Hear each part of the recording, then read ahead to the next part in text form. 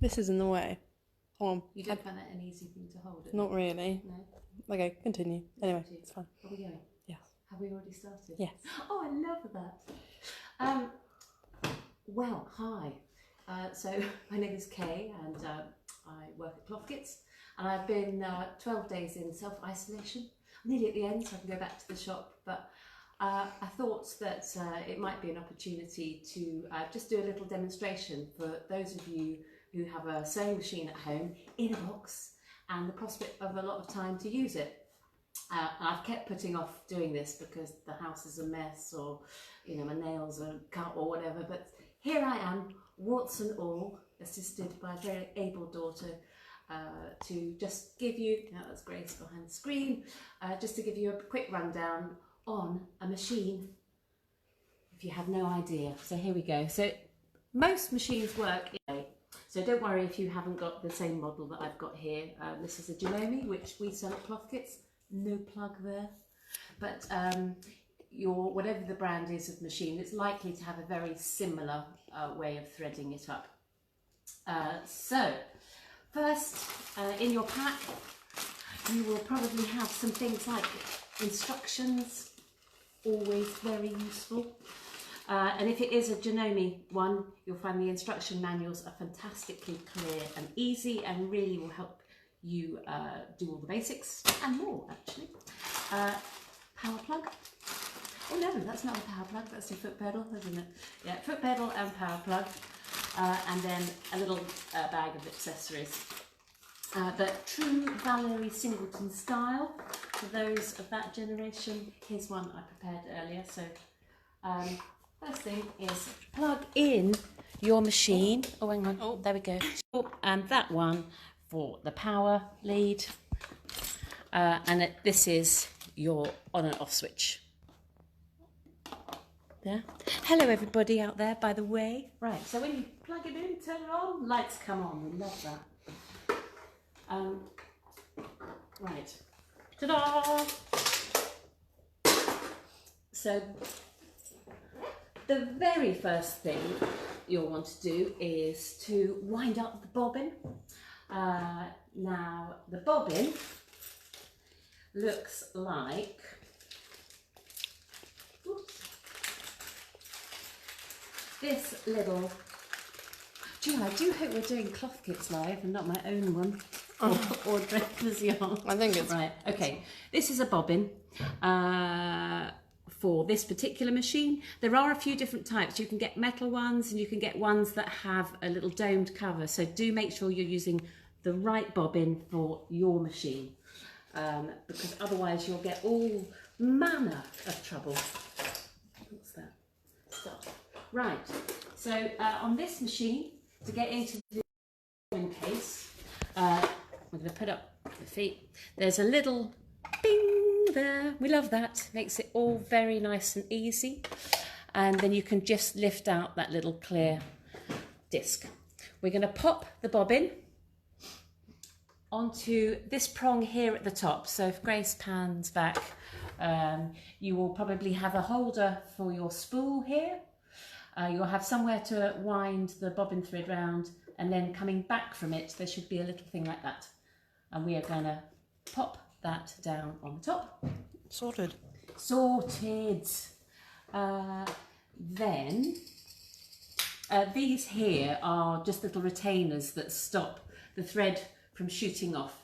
I like the little ones. You'll probably find in your pack you have a big one and a little one. And sometimes you'll find thread can catch. So just try whichever one is best. One will work more smoothly, depending also on the type of thread you're using. So I've got some Gutermann sew-all thread, which I am going to pop in there. And if we have a look at this little diagram here, you can see it is advising you that the thread should come from that way. Can you see? Okay, so put your spool on with the thread away from you. And then I'm going to put that little retainer on there. Maybe. Maybe not. It feels like the loo roll debate. Should it go under or over? The loo roll debate. Yeah. Oh. If you have any, that is. So when you have your thread from there, this little metal piece here is where we put our thread to wind it back onto the bobbin. There's like a little gap in between, so you want to put it in between that. Oh look, there's even a handy diagram just there, but yeah, I don't know if you can see with my nail there, that's where it's going. Into that, and then you're going to hook it round your bobbin. Now, whichever way I do it, I always do it the wrong way, and the only way I can remember is by doing it, so I shall probably find it all unwinds. So just wind a little bit around the end of your, the bobbin, sorry, it's because I'm stretching the cable coming forward. Moving this out of the way, in the bowl, and then you can just hold that up. Now, if you've got your foot pedal pressed in, then you can use your foot pedal to get it going. So just press your foot lightly on the. No. Oh no! Do you know? There we go. That was a vital step. Yeah, that was definitely on purpose. You push the bobbin to the stay, right? And that way the machine knows that you want to wind the bobbin up. And on this machine, it then tells you with this little here, it says spur. Okay, so now that we've done spur, see, and I have done it the wrong way. So it turns clockwise, which is so logical. So we're going to just take that off. Do it again. All right, I'm going to wind it up a bit. Stick it back on.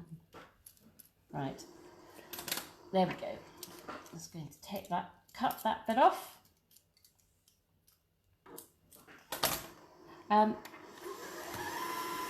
Then get your foot down and off it goes. So you can press your foot on the accelerator, which is the foot pedal down here, until it winds up enough thread. If you fill it up to full level, oh, it sounds like a petrol car. If you fill it up, you'll probably use about a third to half of your spool if you've got a 100-metre spool. I'm just going to stop there. So push that away, and then we've got a cutter for the thread. On this, it's just there. So you just pull the thread through really easily, ever so sharp, and there we go. Right. How are we doing? How are we doing, Grace? Nice. All right, okay. Anybody out there watching? Say hello to. Yeah. Are there? Oh, well, there were 10 people. Hello, 10 people. There were 20. Right, okay. If anybody's got any questions, I might not be able to answer them. Comment and I'll Yes, answer. and we'll give it a go. So to put your bobbin into the machine, there is also a handy little diagram on this clear lid here, which shows you that the thread needs to come from the left-hand side. Okay, so we're going to pop the bobbin into the holder. There's a little gap here which you pull your thread down into and let it hook round and pull it to the side. Okay, I'm going to come back to the last bit because I want to thread the top of the machine first. So we're starting here. The first thing is we want to hook the thread just there, following that little arrow. Look, and there's an arrow for number 1. We're going to go down there. And then there's an arrow for number 2. We're going to go up there. And then there's an arrow 3. Guess what? Hopefully you've got this little metal bit poking out the top to make that one easier to thread. If you haven't, you just need to wind this bit here, all right, which puts the needle up and down as you do it, to make sure your finger's not in the way, and it will poke out the top. And the other thing that you can do actually is if you press this button here, which is your needle down, needle up button, when it's in the up position, it will be perfectly in line for your needle threader. So keep going. So you've got a number 4 just there, little metal bit here, and then at the top of the needle there is a tiny little bar there.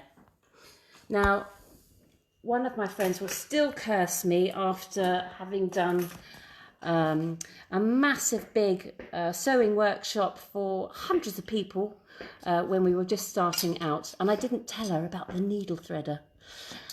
So you can thread your needle like that, but I can't even see it even with my glasses on. So on this machine it has a wonderful needle threader. So you pull the lever down and push it so that it lines up and is hard against the needle. Then you hook the thread over the left hand side of that little white bit there, and then there is a little bit just there. Now you want to hold the thread but not too tightly, because otherwise you'll stop it from actually going through the eye of the needle. So just let it pull through and you can see out it pops the other side. And what there is a tiny little hook that goes, as you put the needle threader down, it comes through the eye of the needle and then pulls the thread back through. And we love it, and we love it. So to get your bobbin thread up, we can use our needle up, needle down button, or we can manually wind it, it's fine. So I'm going to try the needle up, needle down button, and there you go. Can you see? If you hold, oh sorry, I should have said hold on to the top thread, again not too tight, and that will allow you just to pull out the loop from the bobbin thread. And then going to put them through that little gap there, and have your strands at the back. If they've got really too long, trim them down so you haven't got masses hanging off. Then you need to put the lid back on, and that's it, ready to go. What else? I don't know what else you might like to know at this stage. I will find some fabric and maybe do some basic stitch demonstrations. Grace, can you find anything? Oh, no, there's a bit of calico down there. Hold on. There you go. Oh, You can use half of that, Lovely. but mine the half that I've already sewn. thank you. So yeah, here's something Grace has been doing with some machine embroidery, which is fun, making little frames.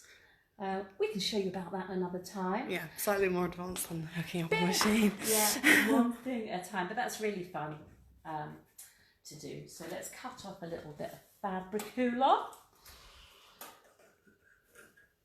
You can see we're well prepared here. Do you know, sometimes you just got to do something or it'll never get done.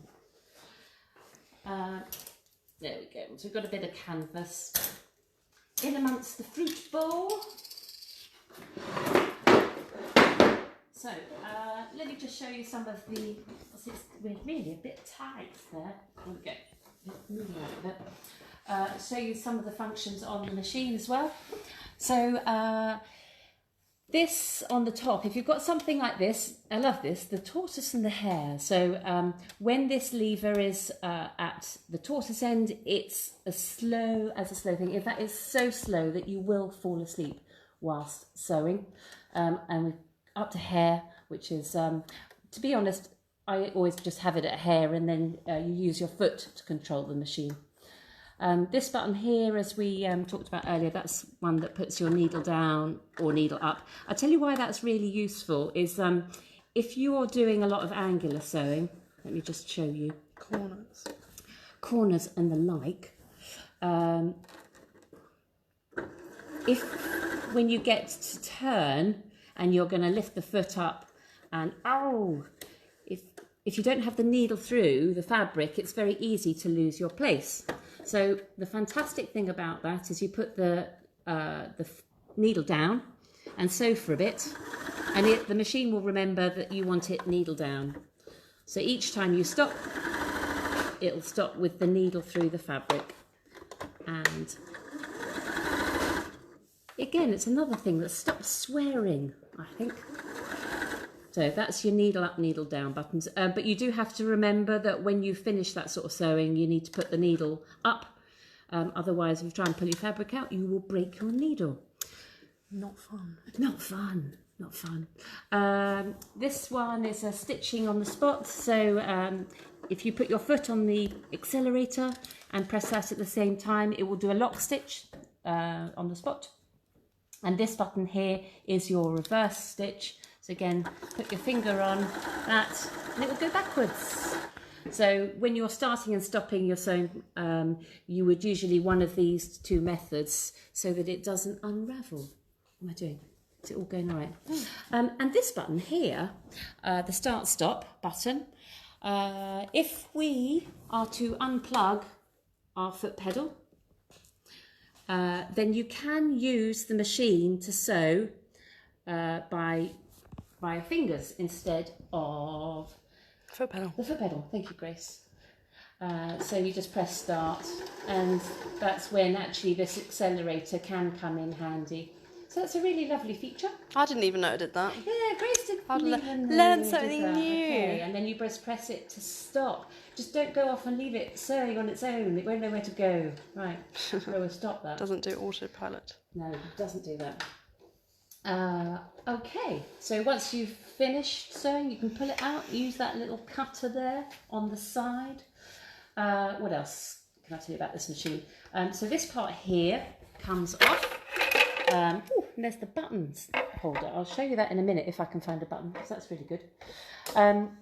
This is called a free arm, and you would take this off if you had something very narrow. So if you were working on the hem of a sleeve or a trouser, you might struggle to get it through that part. So you can whip that off and that makes it a little bit easier.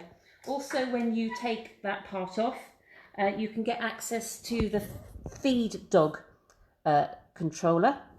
So the feed dogs are these little grippy bits on the underside on this plate. So if you can see the little teeth there. There we go. Look, Grace's nails are as bad as mine. There we go. And if I get a little pencil to poke with.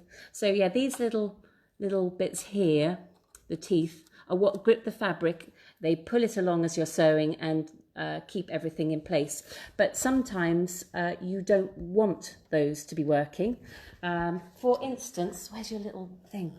When you're doing machine embroidery. Exactly. So when Grace does these bits here, she drops the feed dog and then she can use the machine like a drawing tool, and that's really fab. So in order to do dropping of the feed dogs, this here, you push the lever to the side, and I don't know if they've just dropped down into the machine.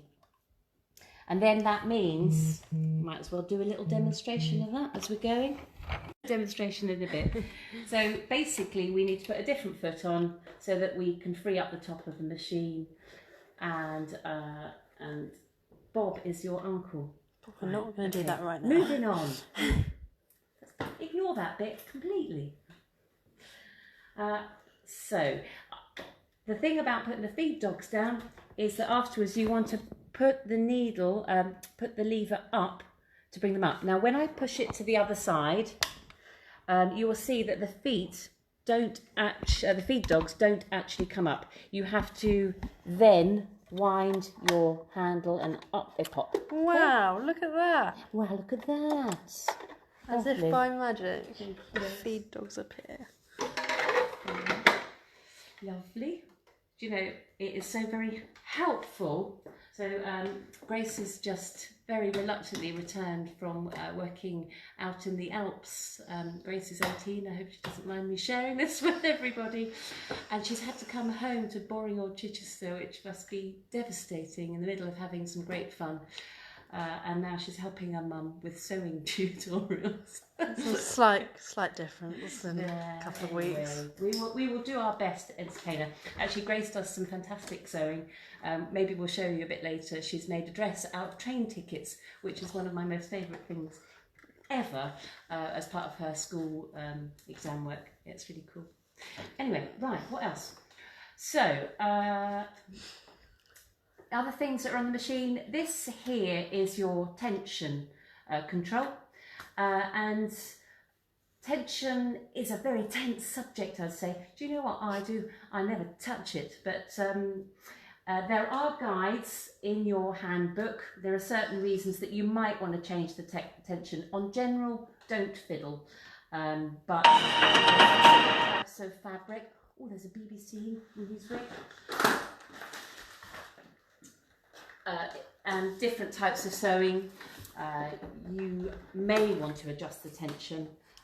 In the manual, you can see, let me show, so here, for example, on this one here, lovely and clear, with stitch 10, which is doing a little overcasting stitch, you would use this foot and you would have your tension on 4, but other stitches and other functions might have something different. We'll talk about tension another time. So,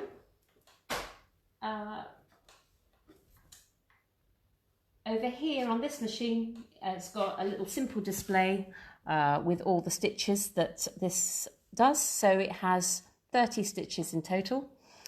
The first button on the top will adjust the machine from stitch number. So the hashtag relates to the number stitch.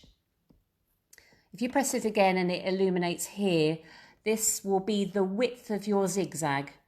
And so, I mean, we currently are on stitch 1, which is just a basic straight stitch with the needle in the middle.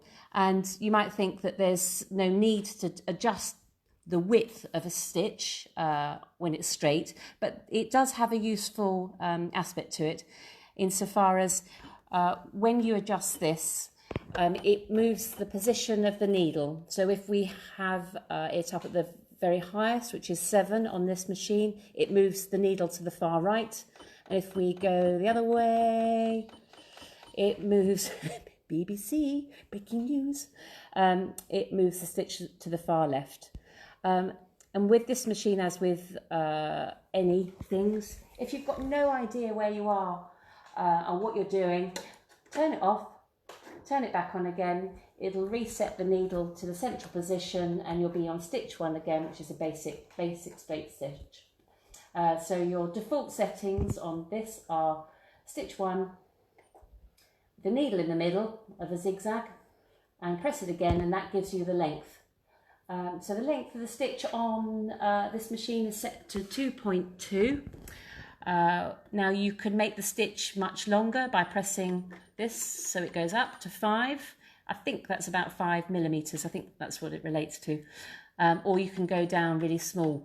But unpicking. Unpicking. Here's a word, a warning. So I'd be really careful with really tiny stitches because they are a pain to unpick. They are a pain to unpick. Most of the time, 2.2 is a great length, but sometimes you might want to have a longer stitch, particularly if you're doing a temporary or a basting stitch. Then whack it up to 5. I'm going to press that again, so we're selecting the stitch numbers. So in order to access all these different types of stitches, you just keep pressing, oh no, not that one, keep pressing the plus, and it will, as long as this is illuminated, your hashtag, to show you the number, it will move through the stitches. So let's have a little go. So 8 is a zigzag stitch. I press that, though that's set on one of the wider settings, and the length they put at 2. That's your default stitches. So put your fabric under, and then there's a lever here. If you put your hand through the centre, there's a lever here which puts the presser foot down. So we're just going like that. So you must have that presser foot down before you can start sewing, and you'll see it clamps the fabric in place. Right, we're going to go. Then your foot pedal or your start-stop button, depending on what you want to do. Off we go. So this does a little stitch or 2 forwards, and then it's going to do a little ziggy-zaggy. Look, this is on tortoise mode. It's very, very slow. Very slow. So you can adjust the speed as you like. You can also adjust, so if you want it to be a wider zigzag than that, so that's quite, well, that's just quite ziggy-zaggy, isn't it? We can make it more ziggy-zaggy by adjusting the width, going up to 7. which you can see here, that's much wider. And you could also make the stitching much closer together. So I'm going to press the grey button again here, and we're going to go down. We're going to make a nice narrow stitch. So this goes down to 0.2 of a centimetre. And then you can see with this, it's like a little jam. Yeah, it might jam. Yeah, it's all right. Yeah, that's fine. If you find your machine is starting to jam because it's sewing too close together, then you need to do a slightly longer stitch, or you might need to help it along a little bit. So you can see there, that's like a sort of a little satiny stitch there, depending on what you want to do. I think the last thing I'll show for the time being is a buttonhole, because I love the buttonholes on this. I don't know anyone who likes to do a buttonhole with a old school machine. Hold on. I'm going to find a button from somewhere. Right, talk amongst yourselves. Yeah, wow, Yeah, it's a, amongst yourselves. yeah, I don't know. Buttons. Buttons, yeah. There are many of Hang on a them. minute. We have a lot of them at the shop. Things in the fruit bowl. In. Okay, let's have a look. I'll tell you what, in Granny's sewing box down here. Right. Right, here we go. That'll do. Buttons she found. Buttons. Right. Don't worry, I'll put that away. No. Okay, let's get rid of that. So, to do a buttonhole on this machine, we've got this fantastic foot here. You need to first take off the foot that's on the machine, and this little button on the back, if you press that, it drops off. Okay? Now, this is an adjuster. And this is where we're going to put the actual button. So the machine will work out how big the buttonhole needs to be by us putting the button in the back. So you can see there's like a little ratchet mechanism there. So put it in and then you pull it back until it's nice and tight. So the bar that you attach is just here, and we're going to put that underneath. Let's get the thread out of the way. We're going to put that underneath there so that that clips on, and then you're just using that handle here, push it down, and it automatically clips on to the foot. Then what else are we going to do?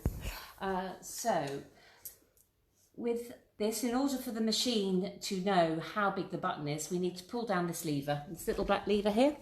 So this is specific to this machine. But all the Janome machine automatic buttonholers, which is most of the range, have that. So that's the bit that is going to tell the machine when to stop. If you had an enormous button, then what you would do is you would not use this, and you tap the back of the foot when you get to the place it needs to turn around and go back the other way. Do you know what? That's way down the line. We won't go there right now. Right, moving that down, and then we need to select the type of buttonhole that we would like to do. So I'm going to choose that one, 21, because it looks like a really nice sort of almost hand finished button. So we're going to press that until we get to number 21 and see how it's working. And also because I think there's something that's not so intuitive about the direction the buttonholes go in. So I'll show you in a minute. So put the fabric in where you want it to start, and then drop that down so it clamps it in place. And then for this is when I definitely recommend unplugging your foot pedal Oh, right, sorry. Unplugging the foot pedal, yes. Unplugging the foot pedal and using the start-stop button, because if we do that, then the machine will just do one cycle. So off we go, pressing start. And off it goes. So it does the left-hand side first. Down at the end. You can close up in and show what is going on. Oh, hello, Anne. Hello, Lisa. How lovely. Right. Have you fallen asleep yet? No. Right, so it beeps when it's at the end of the cycle. We can pull it up, and there we go. Take the threads off. Whoops. There, I just need to pull out that little loose bit of thread there with my unpicker. Speaking of which, I'm actually giving you an unpicker. That's all right, because I'm just trimming away. There we go. Thank you, lovely. And trim off your bits on the back as well. And there we have it, a buttonhole. So the only thing that's left to do after that is to cut open the buttonhole. You can use one of these, and I would definitely recommend putting a pin across the end, because as you go through, it's very easy to shoot through the ends. Let me go and grab a pin. Over there. Oh no. Yes, if you put a little pin through the end there, stop before going through, or you can use a very tiny pair of scissors. All right. Okay, I think that is definitely enough for now. I'm very happy to do demonstrations or of certain techniques that I can do, and maybe over the next few weeks might get different models out to if people have got a specific model at home and you want to know how to get on and use it. So usually with every machine that we sell, we give a demonstration, a half-hour tutorial, but it's a bit tricky at the moment, so maybe we can develop some online. That's about all. So thank you. And over and out.